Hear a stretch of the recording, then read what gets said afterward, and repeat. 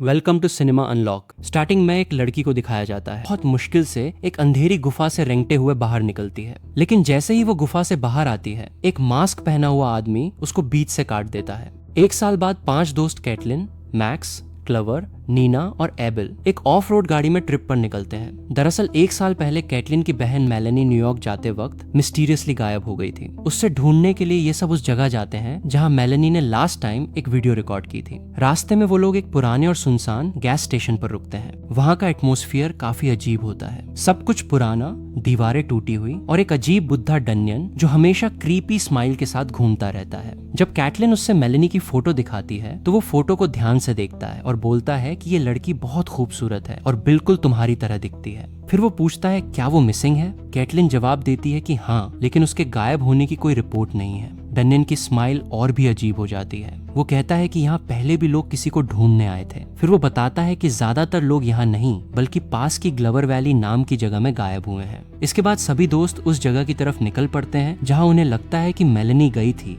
ग्लोरफुल valley. रास्ता पहाड़ी और काफी डेंजरस होता है। तभी अचानक बहुत तेज बारिश शुरू हो जाती है और कुछ भी प्रॉपरली दिखना बंद हो जाता है। सब लोग गाड़ी के अंदर बैठकर घबरा जाते हैं। मैक्स सबको समझाता है कि तूफान के बीच गाड़ी ही सबसे सेफ जगह है, लेकिन उसकी ये बात बाकी लोगों को बिल्कुल पसंद नहीं आती और सबके बीच आर्ग्यूमेंट शुरू हो जाता है। क्लवर बोलता है कि हमें वापस लौट जाना चाहिए, लेकिन स्टिवल मजबूरी में कहती है कि अब बहुत देर हो चुकी है। तेज हवा और बारिश के साथ साथ उनकी बहस भी और ज्यादा बढ़ने लगती है। बारिश का घेरा एक गोल सर्कल जैसा बन जाता है और ऐसा लगता है जैसे वो सब उसके बिल्कुल बीच में फंस गए हैं। मैक्स खिड़की के बाहर देखता है और नीना भी नोटिस करती है कि बारिश ने उन्हें हर तरफ से पूरी तरह घेर लिया है। इसी दौरान उन्हें थोड़ी दूर एक बिल्डिंग नजर आती है। ऐसा लगता है जैसे कोई पुराना बंद पड़ा होटल हो। जब वो सब अंदर जाते हैं तो देखते हैं कि होटल बिल्कुल सुनसान पड़ा है। एक रूम में एबेल को एक दीवार दिखाई देती है जहां बहुत से लापता लोगों की फोटोज लगी हुई होती हैं और उनमें से एक फोटो मेलेनी की होती है। क्लवर को बाहर बारिश में अपनी बहन की आवाज सुनाई देती है। वो उससे ढूंढने के लिए बाहर भागता है, लेकिन उसे कुछ भी नहीं मिलता।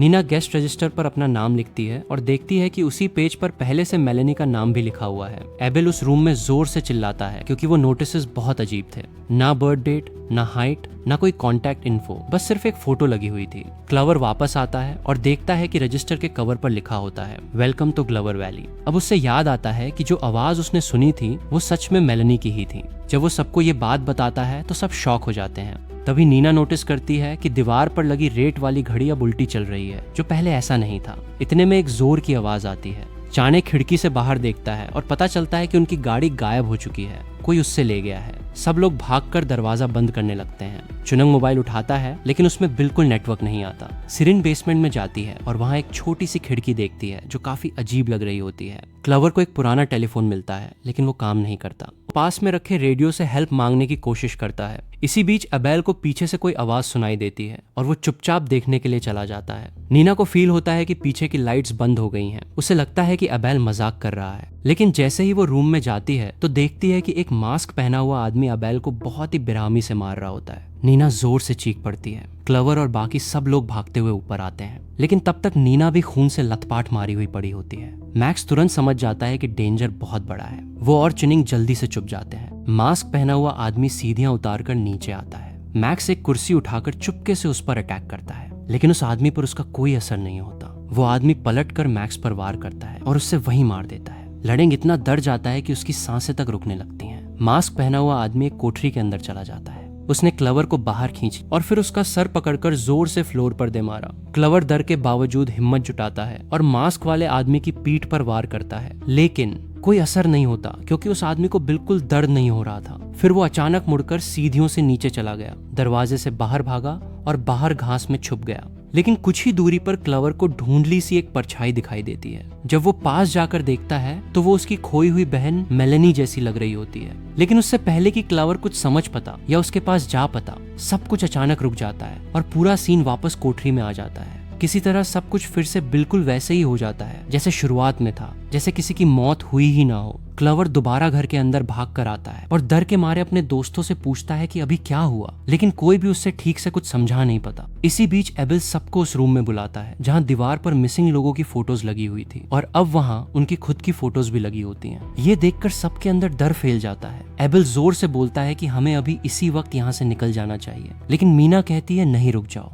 शायद इंटरनेट मिल जाए या फिर मास्क पहना हुआ आदमी अभी भी बाहर छुपा हो। मैक्स बोलता है कि वो अभी बाहर जाकर आया है और वहां कोई भी नहीं था। तभी दरवाजे की तरफ से एक बहुत तेज आवाज आती है, जैसे कोई इनविजिबल ताकत जोर जोर से दरवाजा खोलने की कोशिश कर रही हो। तभी मेगन का शरीर अचानक टेढ़ा मुड़ने लगता है। एक बहुत ही डरावनी क्लिक की आवाज सुनाई देती है। उसकी एक गहरी चीख निकलती है और वो अंधेरे में गायब हो जाती है। गौरव जोर से चिल्लाता है, सब शांत रहो। सू या कुछ ऐसा नाम वाली लड़की अकेली एक टॉर्च लेकर उस रूम की तरफ बढ़ती है जहां नोटिसेस वाली दीवार थी। जैसे ही टॉर्च की रोशनी उस रूम पर पड़ती है, मेगन हवा में लटकी हुई नजर आती है। उसकी आंखें बंद होती हैं और उसके मुंह से पानी तापक रहा होता है। साथ ही एक अजीब सी आवाज गूंज रही होती है। ऐसा लग रहा था जैसे अनजानी आत्माएं या तो मौत मांग रही हो या चीख कर कह रही हो कि वो अपना नाम भूल चुकी हैं या बहुत दर्द में है। उन आवाजों में मेगन की आवाज भी सुनाई दे रही होती है, जैसे वो किसी दूसरी दुनिया में फंस गई हो। मेगन ने पहले ही कहा था कि मुझे अंदर मत आने देना, लेकिन अब वो हवा में लटकी हुई थी। उसकी गर्दन टूट चुकी थी और ये देखकर सब डर के मारे पीछे हट जाते हैं। कुछ लोग उसके पास जाने की कोशिश करते हैं, लेकिन उन्हें भी रोक दिया जाता है। इतने में दरवाजे पर अचानक जोर की दस्तक होती है। एक कांपती हुई आवाज सुनाई देती है, जैसे कोई जाना पहचाना इंसान बुला रहा हो। गुरौफ का दिमाग तेज चलने लगता है। उसे लगता है कि शायद ये उसकी बहन मेलेनी हो सकती है। किसी ने दरवाजा खोला होता है। गुरौफ तुरंत भागकर वहां जाता है, लेकिन मेगन ने पहले ही वार्निंग दी थी कि मुझे अंदर मत आने देना। फिर भी गुरौफ दरवाजा खोल देता है, लेकिन बाहर कोई भी नजर नहीं आता। ये देखकर सब लोग शॉक हो जाते हैं। तभी उन्हें एक अजीब सा घर दिखाई देता है जो पहले कभी दूर से नजर नहीं आया था। वो घर धुएं और अंधेरे में पूरी तरह से लिपटा हुआ होता है। इतने में गुरौफ को किसी इनविजिबल फोर्स ने अचानक दरवाजे के बाहर खींच लिया। वो हवा में उछल दिया जाता है। मैक्स उसकी हेल्प करने के लिए आगे बढ़ता है, लेकिन वो भी जबरदस्ती बाहर घसीट लिया जाता है। गुरौफ चीखते हुए उस घर की तरफ घसीटा जा रहा होता है। हालांकि गुरौफ की मौत नहीं होती। जब वो आंखें खोलता है तो खुद को एक बहुत ही अजीब रूम में पाता है। वहां की दीवारों पर डरावने मास्क लटके हुए होते हैं। एक टीवी स्क्रीन पर हल्की सी लाइट ब्लिंक कर रही होती है और सामने एक औरत जैसी फिगर बैठी होती है जिसका फिजिकल शेप प्रॉपर्ली समझ नहीं आ रहा होता। गुरौफ धीरे से हेलो बोलता है, लेकिन वो औरत बिल्कुल चुप रहती है। फिर वो टीवी ऑन करता है। स्क्रीन पर कुछ दिन पहले हुई माइनिंग एक्सीडेंट की फुटेज चल रही होती है। इंजर्ड लोग कहाँ, कितने लोग जिंदा हैं और कितने मर चुके हैं ये किसी को भी प्रॉपर्ली पता नहीं होता। गुरौफ बहुत ज्यादा परेशान हो जाता है। वो दरवाजा खोलने की कोशिश करता है, लेकिन दरवाजा बिल्कुल नहीं खुलता। तभी वो औरत धीरे धीरे खड़ी होती है और गुरौफ की तरफ बढ़ने लगती है। गुरौफ डर कर कहता है, प्लीज मुझे यहाँ रहने दो। लेकिन वो औरत ठंडी आवाज में बोलती है कि या तो तुम इससे बच जाओगे या फिर इसी का हिस्सा बन जाओगे। जैसे ही वो ये शब्द बोलती है, गुरौफ को अचानक बहुत जोर से नीचे की तरफ खींच लिया जाता है। वो औरत जोर से दहाड़ कर कहती है कि इस श्रापित कस्बे में बाकी सब की तरह तुम्हें भी दर्द सहना पड़ेगा। उसी वक्त पास का दरवाजा अपने आप खुल जाता है। वहाँ मैक्स खड़ा हुआ दिखाई देता है। मैक्स तुरंत गुरौफ को बचाने के लिए भागता है। दूसरी तरफ एबेल और नीना जल्दी से कार की तरफ भाग जाते हैं। नीना चाहती थी कि वो गुरौफ को भी अपने साथ ले चले, लेकिन एबेल पहले ही कार स्टार्ट कर चुका होता है और वो नीना को जबरदस्ती खींच कर ले जाता है। आगे जाते ही एक ऐसा मोड़ आता है जहाँ जंगल के बीच रोड पूरी तरह से टूटी हुई होती है। वहाँ दो बहुत ही डरावने और बड़े क्रीचर्स खड़े नजर आते हैं। एबेल तुरंत कार वापस मोड़ लेता है। जैसे ही वो दोबारा उस दरवाजे के सामने पहुंचता है, एक तो खून अचानक बाहर फूट पड़ता है। नीना डर कर पीछे देखती है और समझ जाती है कि एबेल बहुत ही दर्दनाक तरीके से मर। मैक्स भागकर ऊपर वाली मंजिल पर गया, लेकिन उसे वहां गुरौफ कहीं नहीं मिला। ऊपर का फ्लोर बहुत ही डरावना था। जमीन पर टूटी हुई गुड़ियां पड़ी थी और हवा में गिली उल्टी जैसी बदबू फैली हुई थी। एक कोने में उसे एक पुरानी रॉकिंग चेयर दिखाई देती है। वो चेयर धीरे धीरे अपने आप हिल रही होती है। मैक्स सोचता है कि मुझे बस किसी तरह यहाँ से निकालना है, लेकिन तभी उसे एक डरावनी आवाज सुनाई देती है। रॉकिंग चेयर दोबारा हिलती है। इस बार उस पर एक जोकर गुड़िया रखी होती है। मैक्स उस गुड़िया को उठाता है, लेकिन जैसे ही वो पलट कर देखता है, उसे एक भयानक गाली सुनाई देती है और उसी पल गुरौफ उसके पीछे खड़ा होता है, हाथ में चाकू लिए। गुरौफ ने लेरिंगोस्कोप काट दिया था। मैक्स का खून उबाल रहा होता है। गुरौफ के चेहरे पर एक अजीब मास्क होता है और वो बिना किसी इमोशन के धीरे धीरे घर से बाहर चला जाता है। अचानक गुरौफ दूर जाकर गिर पड़ता है। टाइम रीसेट हो जाता है और रेट वाली घड़ी फिर से उल्टी चलने लगती है। घर की घंटी दोबारा बजती है और सब लोग फिर से वही शुरुआत वाले पॉइंट पर लौट आते हैं। गुरौफ सबको बताता है कि उस औरत ने उससे क्या कहा था और अब सब समझ जाते हैं कि अगर वो सुबह तक जिंदा रह गए तो ये पूरा साइकिल खत्म हो सकता है। मेगन महसूस करती है कि दोबारा जिंदा होने के बाद मेगन को फील होता है कि उसका शरीर बदलने लगा है। उसके बाल झड़ने लगते हैं और उसके नाखून बहुत ही तेज स्पीड से बढ़ने लगते हैं। एबेल कहता है कि सुबह होने तक हमें इसी घर में रुकना पड़ेगा। गुरौफ पूछता है कि फिर मेलेनी का क्या करेंगे। तभी एबेल अचानक जोर जोर से खांसने लगता है। मेगन उससे पानी का ग्लास देती है, लेकिन एबेल अचानक बहुत जोर से झटका खाता है और नीना डर के मारे चीख पड़ती है। वो चिल्लाती है कि उसके मुंह में किसी ने कुछ स्प्रे किया है। वो भी वही चीज स्प्रे करने वाली होती है, लेकिन मेगन उससे रोक लेती है। उसे शक होता है कि शायद ये पानी नहीं है, जबकि कुछ देर पहले ही सबने वही पानी पिया था। और तभी नीना का शरीर अचानक फट जाता है और उसकी वही मौत हो जाती है। अब बचे हुए 3 लोग डिसाइड करते हैं कि उन्हें अब इस रूम से बाहर निकल जाना चाहिए। इसी वक्त मेगन को भी बहुत तेज खांसी आने लगती है और उसके अंदर गया वो अजीब पानी भी फटने लगता है। इतनी सारी मौत देखने के बाद क्रो ने मैक्स से कहा कि वो उससे मार दें, क्योंकि अब वो भी उस पानी को पी चुका है और जल्दी या देर से उसकी मौत भी पक्की है। लेकिन मैक्स मना कर देता है।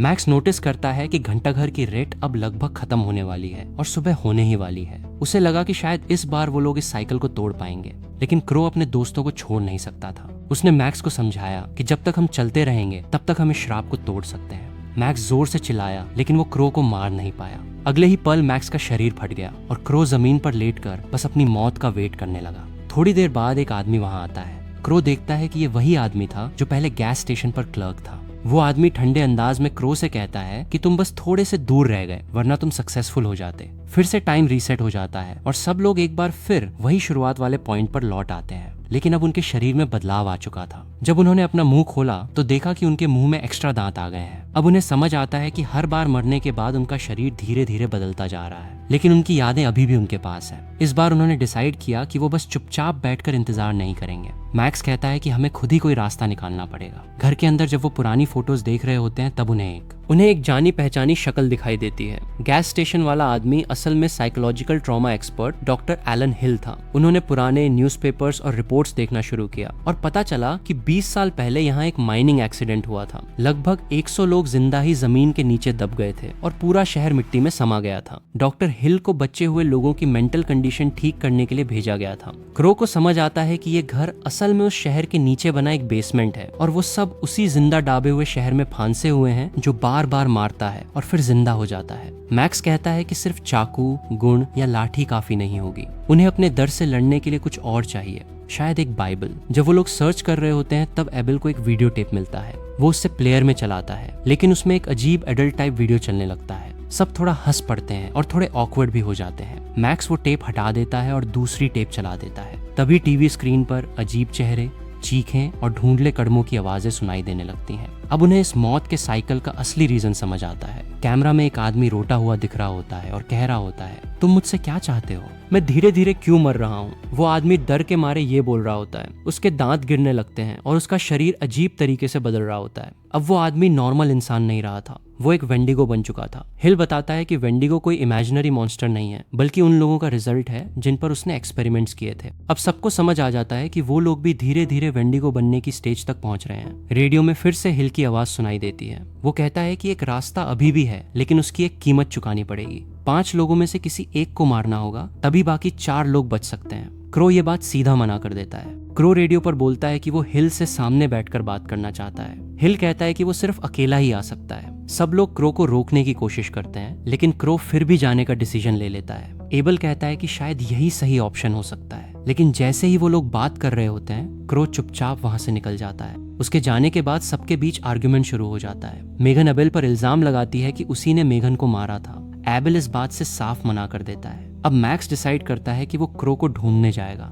अगर क्रो मर चुका होगा तो वो खुद को मार कर दोबारा शुरुआत करेंगे। एबल कहता है कि क्रो पहले ही कई बार सुसाइड कर चुका है और अब वो जीना नहीं चाहता। इतना कहने के बाद एबल खुद को मार लेता है। दूसरी तरफ क्रो अकेला अंधेरे में आगे बढ़ रहा होता है। मैक्स और मेगन उसकी तलाश शुरू कर देते हैं। जंगल में उन्हें कुछ हरकत दिखाई देती है, लेकिन तभी कोई अनजाना मॉन्स्टर उन पर अटैक कर देता है। मेगन गिर जाती है।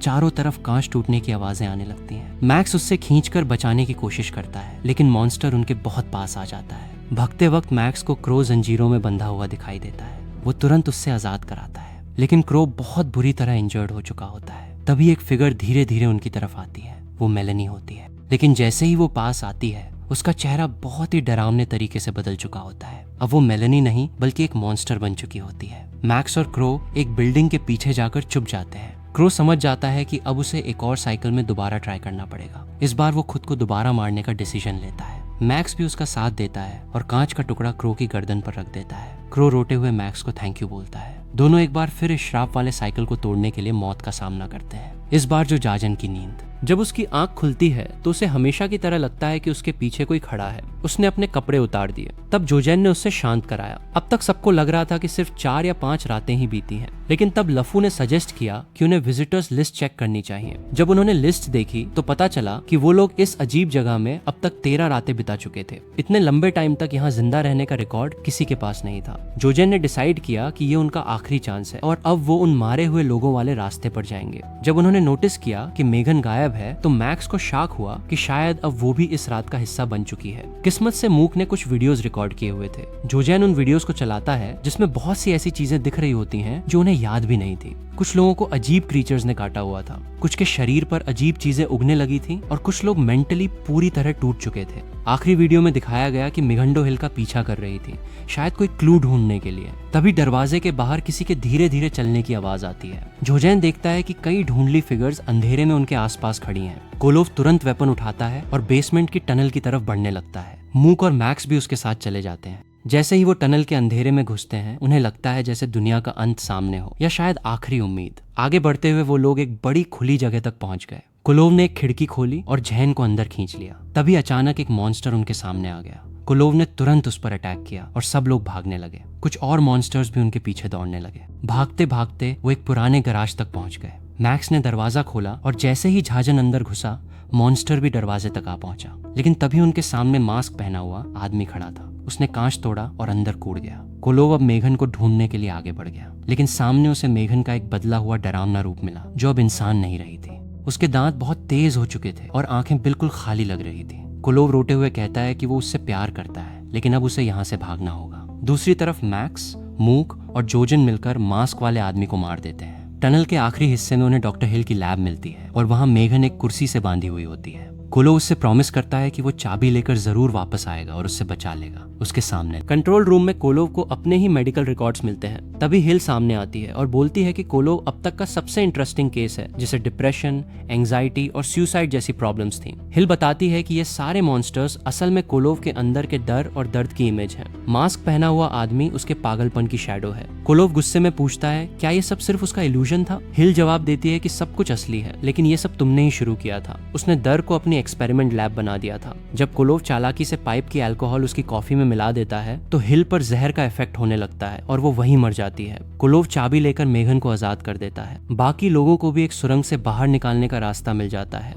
जब वो सब मिलकर जमीन के ऊपर पहुंचते हैं और सूरज की पहली रोशनी उनके चेहरे पर पड़ती है, तब कोलोव को समझ आता है कि ये सिर्फ एक श्राप नहीं था, बल्कि एक रीबर्थ साइकिल था। हर बार जब वो किसी को बचाने के लिए वापस लौटते थे, तब वो अपने डर का सामना करके अपनी इंसानियत को प्रूव कर रहे थे। और इसी के साथ ये कहानी यहीं खत्म हो जाती है। तुम्हें सबसे बेस्ट पार्ट कौन सा लगा? कमेंट में बताओ। देखते हैं कितने लोग सेम चॉइस रखते हैं।